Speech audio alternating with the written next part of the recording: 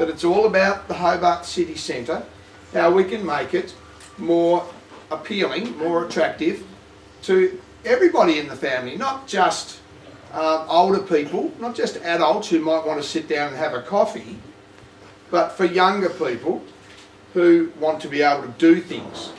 What about a train track to Auntie Carrie's house, my house, and our school and after school care. A big tower, so you can see the whole Hobart.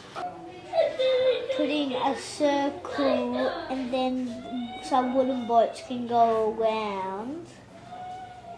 Or any kind of boats, but not real boats. Just toy ones? Yeah. You press the button on the top is really high, only for adults. Then the door opens and then you can dive in. But then you close, there's a button underneath that opens you out of the pool. And did you have any other ideas? I'm gonna try some car parks, 9 car parks. 9, yep. Yes. Do you think that'll be enough?